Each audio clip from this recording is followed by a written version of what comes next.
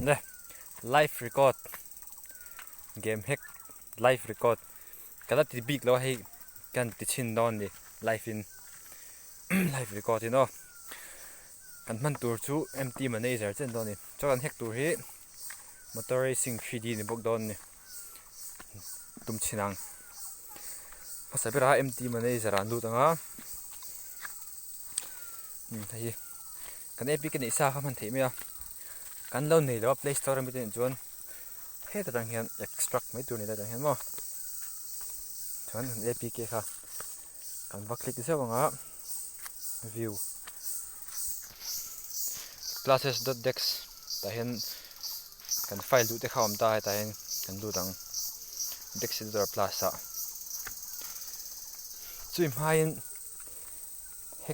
hack cần thil hack tụm khá cần share tiền phát ngay nè tin có thì tắm ta có mình ta hiện cho nên ở sắm rộng ra nên xin tiền là cần vấn đề đó còn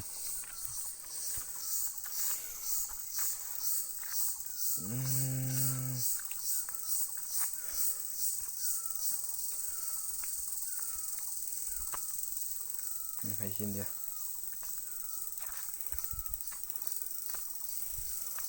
hay không sáng ngắm mình tên nhé hay xỉn ngắm mình tên cho nên hurricane thì gần chỉ xin là mắng mẹ hay cột điện ở sầm nan tìm này giờ lúc đấy á sao sang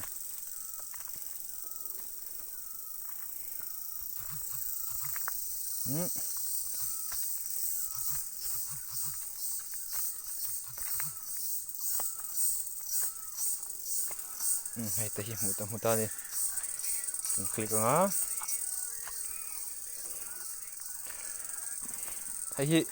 smiley ni hay mi ko thi java ha smiley a ti na hani kan di compile hian chu wangin I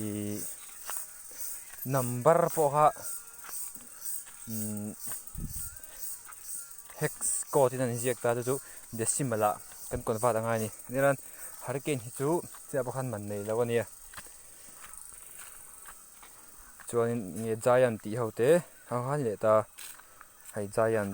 chuin anoi hi 0x1388 hi hex code chu ne hi decimal an chan tir sinang giant hi a game akhan ben le chin phut la in za man nge pa ngai akhan sanga chuan hex khan hi 0x138 nia an convert sinang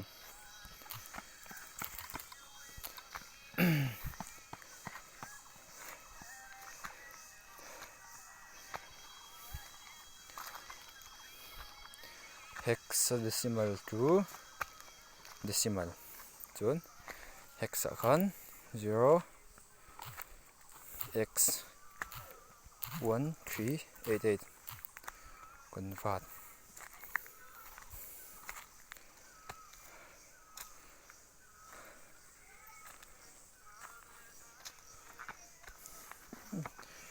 nó thi rồi chế lóc này à locks mấy nè trả lời mấy nghe nó thi chắc vắt tọt đâu một thấy đâu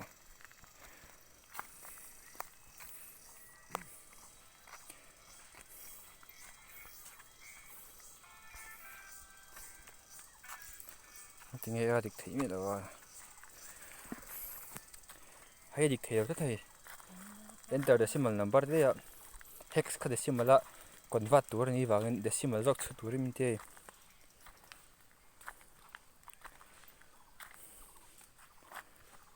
nghe một chỗ bây giờ đang cần mang chân mình nghe tiền được chưa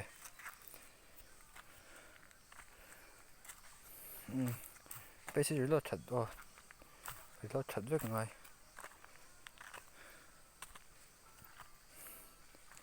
0x1388 hay sáng nga này để xem bật rồi mà hay chú มันนี่ด้วยกันเสียมชินตอนดิให้มีก็ทิ้งเสียค่าเนี่ยจนอันดิสเพลย์นะจนดิสซิมละจนให้จนมังอันหลังตานี่จู่ว่า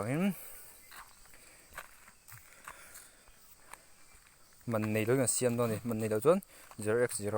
ให้เดี๋ยวสิมันเป็น0นี่จนแต่งกันดูเพย์เดียวgiant ที่ 0เตียงพวกกินดังไปตีเจ้าไม่ตัวเนี่ยให้จูฟรีค่านี้giant ตัวนี้ให้หินบกมา0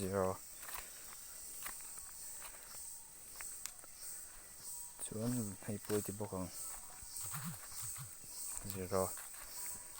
ส่วนนั้น safe ฟังให้ empty manager มันด่านตัวแล้วนี่ฮะบกง่ายไหมยังกติด่านนี้อันเพียงงั้น safe เสร็จแล้วนะ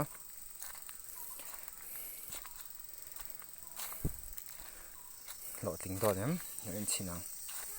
กันโอเคเลยนะเบรกเลยจะให้กันเสียมขันตากันคลิกกันฟังก์ชันepic sign โอเคให้ตีน sign ตานี่กันได้สักกันฟัง install แล้วกันเฮกแล้วจอกค่ะให้ทีนี้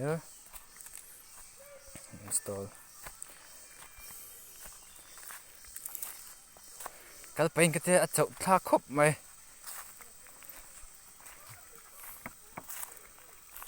install ชิ้นนั้นกัน sign นี่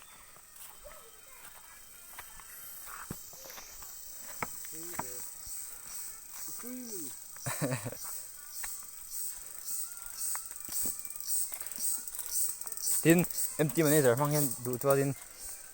resources.arcs folder กันข้านินไอ้นั่น integer ติเต boolean ติเขา id เขาแต่พอ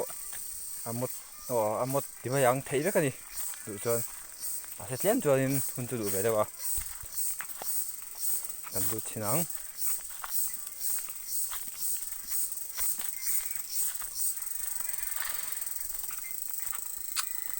ให้เลย giant พวกนั้นที่น่ะแจ้งสังมันใคร 0ตานี่ที่จวนกันอันล็อกของให้พอสิงมันพอ0นี่ตานี่ให้ lightning พอก็ฟินอันล็อกไม่นี่ที่ข้าดินไอ้เขาเทียมไม่จุดรออันตันปะเขานี่เดี๋ยวขยะปิดภาษาเว